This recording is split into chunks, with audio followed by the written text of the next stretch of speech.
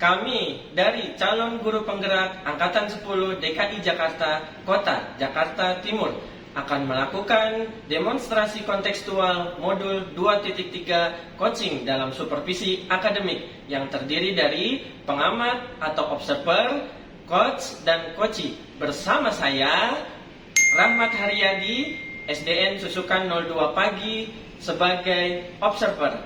Dan di sebelah kanan saya dengan Ono Sasmita Jaya sebagai coach dari SMK Negeri 46 Jakarta. Dan di sebelah kiri saya Arif Gunos berperan sebagai coachee dari SDN Cipinang Besar Utara 09 Pagi. Selamat menyaksikan.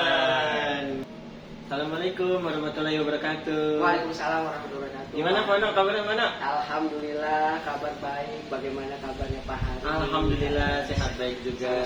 Semoga kita semua selalu dalam lindungan Allah Subhanahu wa taala. Amin, amin, amin. Nah, ini hari ini kan Pak Ono mau kegiatan coaching ya? Siap. Nah, sebelum mau kegiatan coaching, Pak Ono kan selaku coach ya? Ya. Coachingnya siapa kalau boleh tahu ya?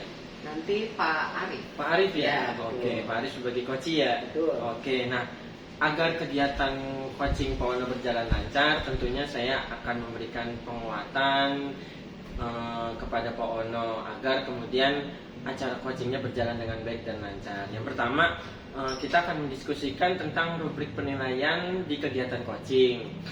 Apakah sudah sesuai dengan alur tirta belum yang akan Pak Ono lakukan bersama Pak Arif selaku coachee. Kemudian yang kedua adalah bagaimana mengajukan pertanyaan bobot Pak Ono nih selaku coach kepada Pak Arif yang berperan sebagai coachee. Kemudian yang ketiga, bagaimana respon coachee Pak Arif terhadap coach Pak Ono terhadap permasalahan yang dihadapi oleh Pak Arif. Nah, kemudian juga Pak Ono agar jangan sampai lupa pada prinsip kegiatan coaching. Yang pertama ada kemitraan, kemudian proses kreatif, dan yang ketiga adalah memaksimalkan potensi Pak Arif selaku coachee. Oke, ya sebelumnya pada kesempatan hari ini nih saya mau nanya nih sesuatu sama Pak Ono nih. Kira-kira pada kegiatan kegiatan coaching nanti itu kompetensi apa yang akan Pak Ono kembangkan? Baik, terima kasih Pak Hari. Ya, pastinya saya akan berusaha mengembangkan dari kegiatan coaching ya pada kesempatan ini. Present ya, saya standby lalu mendengarkan secara aktif pastinya, lalu mengajukan pertanyaan yang kepada coaching. Oke, baik, luar biasa. Kemudian kalau boleh tahu nih, ada nggak sih di antara ketiga kompetensi itu yang spesifik yang ingin Pak Ono kembangkan secara lebih gitu? Ya pastinya menguatkan kepada coaching untuk bisa melakukan suatu solusi terbaik dari permasalahan yang dialami seperti itu Pak Hari ya. Oke, baik. Kemudian yang terakhir nih Pak Ono, indikatornya bagaimana nih agar kegiatan coaching pada hari ini dapat berjalan dengan lancar? Ya, berharap kembali lagi coachingnya Pak Arif bisa menemukan langkah dan menyelesaikan dari permasalahan. Assalamualaikum Pak Arif. Waalaikumsalam. Bagaimana kabarnya? Alhamdulillah sehat Pak Ono. Pak Ono sehat? Alhamdulillah Pak Arif ya. Beberapa kali saya mendengar Pak Arif mencari saya gitu. Iya Pak Ono. Ada kepentingan atau keperluan apa nih Pak Arif kalau boleh tahu? Gitu. Iya Pak Ono. Maaf nih izin minta waktunya Pak Ono. Saya mau ingin curhat nih Pak Ono mengenai studi saya atas nama Bayu nih Pak Ono. Si Bayu ya. Jadi si Bayu ini sudah sering tidak masuk sekolah Pak Ono. Jadi alasannya dia sakit gitu. Nah sekali waktu saya bertemu dia di pasar malam Pak Ono. Padahal dia izinnya itu sakit. Ternyata dia dengan dia pergi dia ke pasar malam berarti dia nggak sakit Pak Ono. Tapi dia malah memilih izin karena dia nggak masuk sekolah karena dia alasannya sakit. Pak Arif mengajar di kelas 6 ya? Iya benar. Oke, sebelum kita lanjutkan, saya mau bertanya terlebih dahulu nih kepada Pak Arif. Apa sih tujuan utama dari pertemuan ini, dan mudah-mudahan obrolan ini pasti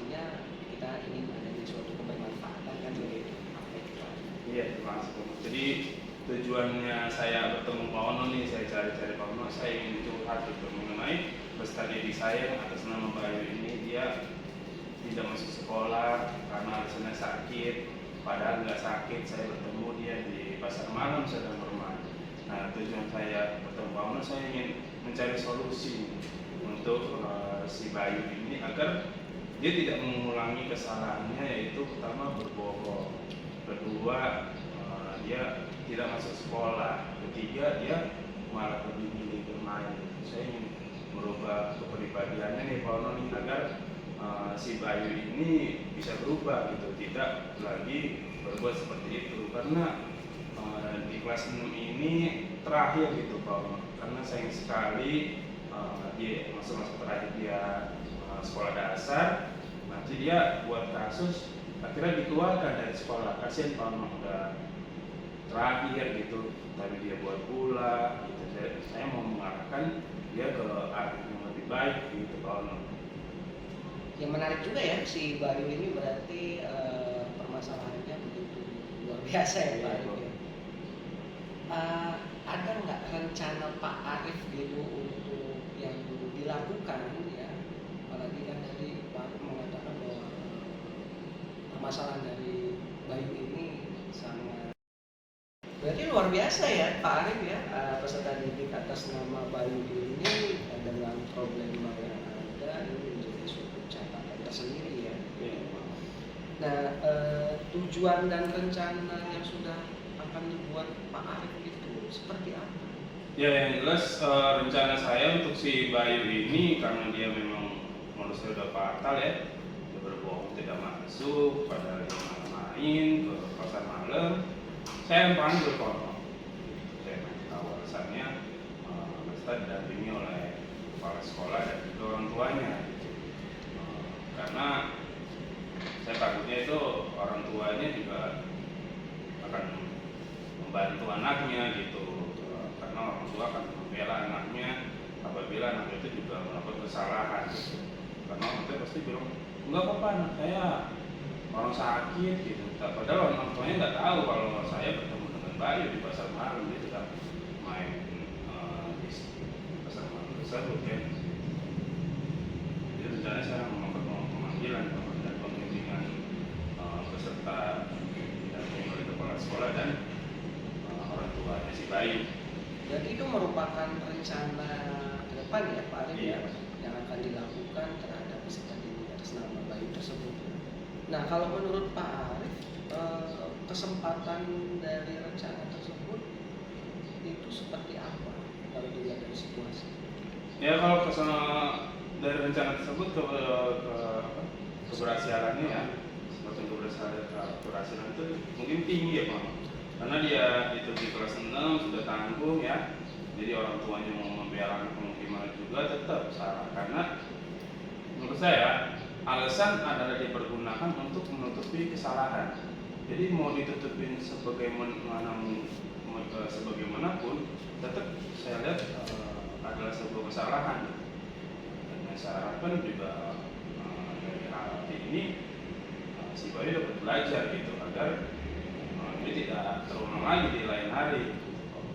Kalau dilihat dari situasi yang ada juga Pak Arif, dari skala 1 sampai dengan 10, ini skala untuk peserta didik atas nama Bayu ini di skala apa? Ya, permasalahan untuk Bayu ini ya 1 sampai 10, karena dia udah melanggar 3 hal menurut saya karakter ini. Jadi dia berbohong, dia tidak sekolah, dia bermain, kemudian dia kelas 6. Jadi skalanya itu 8 bahkan 9 gitu Pak. Jadi cukup mengkhawatirkan. Makanya saya kesini mau bertemu dengan Pak Ono agar saya mendapatkan solusi gitulah dari permasalahan si Bayu ini. Karena kasihan Pak Ono udah di kelas 6 udah mau akhir nih ya, jangan sampai anak saya peserta didik saya ini tinggal kelas gitu, bahkan tidak lulus. Nah, untuk Pak Arif, apakah ada kekuatan yang memang bisa memberikan suatu pemecahan tersebut dan permasalahan ini bisa diceritakan di tempat saya? di kekuatan saya itu saya memiliki kemampuan untuk berkolaborasi gitu Pak ya.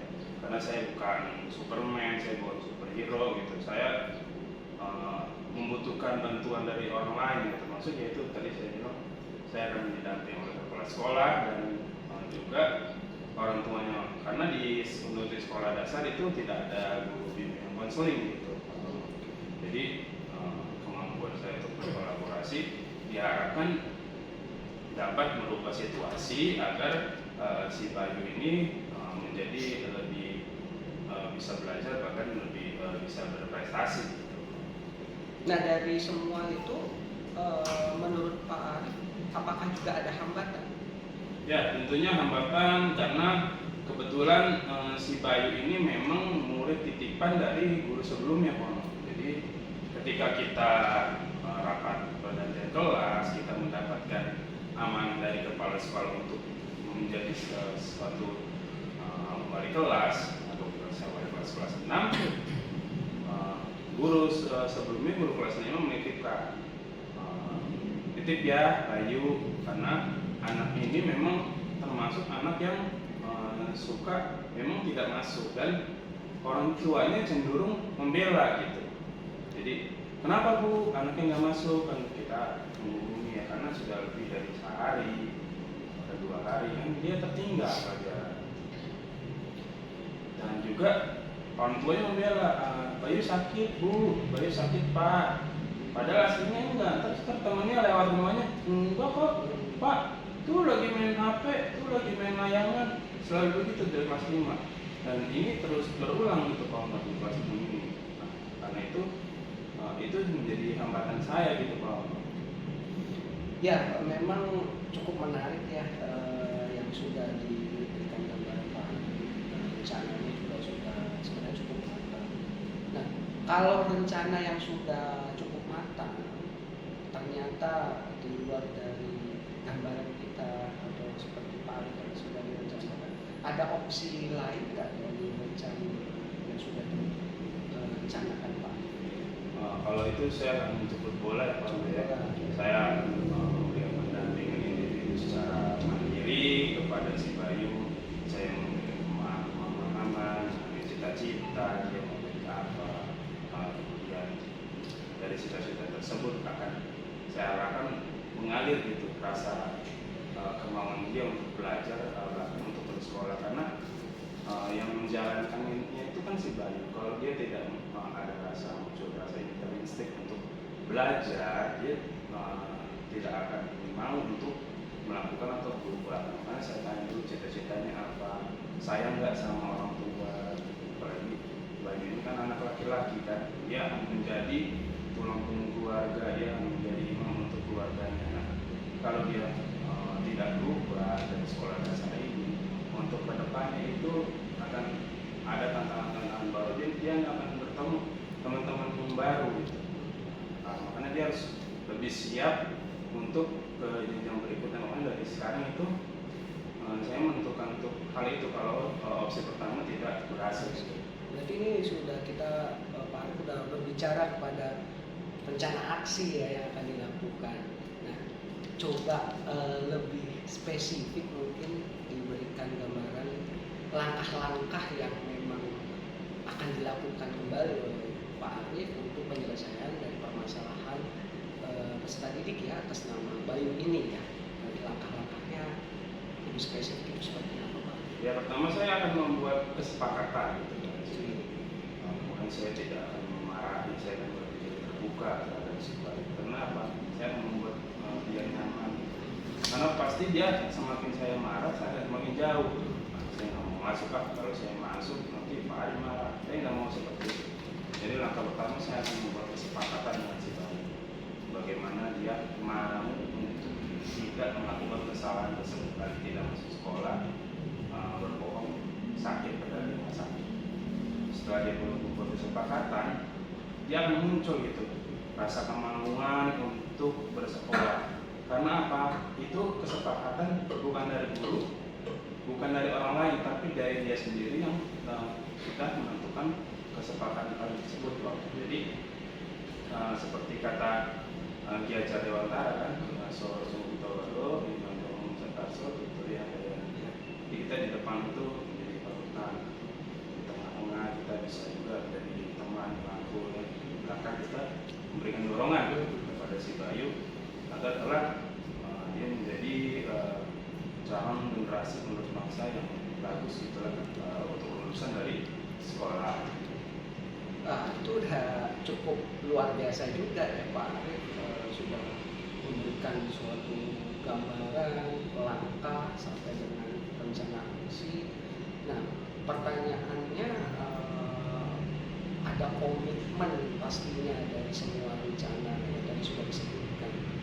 Itu kapan mau dilakukan semuanya itu? Iya. Untuk saya lakukan mulai hari ini, kemudian berjalan terus menerus seminggu ke depan ini saya akan pantau si Bayu. Kemudian akan saya melakukan evaluasi apabila dalam seminggu ini dia tidak ada pelanggaran, tidak terulang kesalahannya kembali. Kemudian dari evaluasi itu saya tambah, apakah ada yang perlu ditambah, apakah perlu ada yang dikurangi dari apa yang sudah saya rencanakan. Berarti pastinya ini merupakan sebuah tanggung jawab ya Pak Arief terhadap peserta didik, dan ini sebenarnya sudah sebuah komitmen juga, dan ini langkah-langkah yang memang sudah diambil. Berarti dari sebuah permasalahan yang ada, Pak Arief sudah bisa mengambil kesimpulan, kan begitu? Nah, apa coba kembali yang harus dilakukan untuk kedepannya terhadap peserta didik? Alhamdulillah. Sebenarnya dari obrolan kita ini secara tidak langsung tuh obrolannya rileks, gitu, nyaman, gitu, menggunakan teknik-teknik yang Pak Ono sudah lapor pada saya. Jadi secara tidak langsung, oh iya ya, ternyata solusi itu datang dari saya sendiri gitu, karena Pak Ono sudah memberikan stimulus atau pertanyaan-pertanyaan romantik bagi saya. Jadi saya akan muncul, oh iya ternyata muncul ide-ide itu atau komitmen yang saya sudah dapati gitu kalau berjalan. Kesimpulannya pertama itu bahwa jadi pemikiran saya sudah terbuka mengenai permasalahan si Bayu ini, bagaimana cara saya menanganinya, bahkan ketika ada hambatan saya masih bisa menanganinya gitu Bang. Dan juga saya akan terus berkomitmen gitu atas apa yang sudah saya diskusikan kepada Pak Ono ini, agar kedepannya ini atas nama Bayu ini tidak mengulangi kesalahan yang sama. Itu udah cukup baik dan bijaksana Pak Arief sebagai seorang pendidik ya. Saya tinggal tunggu kabar baiknya, mudah-mudahan ya peserta didik atas nama Bayu ya sesuai dengan harapan Pak Arief dan harapan kita semua. Saya tinggal tunggu kabar baiknya, mungkin dicukupkan ya untuk bincang-bincang dan pertemuan pada kali ini. Saya tunggu kabar baiknya Pak. Siap, nanti kita akan ngobrol-ngobrol lagi. Terima kasih Pak Arief, Ya. salam sehat dan Salam bahagia. sehat. Assalamualaikum. Waalaikumsalam warahmatullahi wabarakatuh. Assalamualaikum warahmatullahi wabarakatuh. Waalaikumsalam warahmatullahi wabarakatuh. Pak Arief. Iya, ini alhamdulillah nih kegiatan coaching tadi hari ini lancar dan berjalan dengan baik. Tadi sudah saya amati juga luar biasa lah. Nah, ini ada pertanyaan yang ingin saya tanyakan ke Pak Ono nih. Apa saja yang sudah dilakukan Pak Ono tadi saat coaching itu tadi?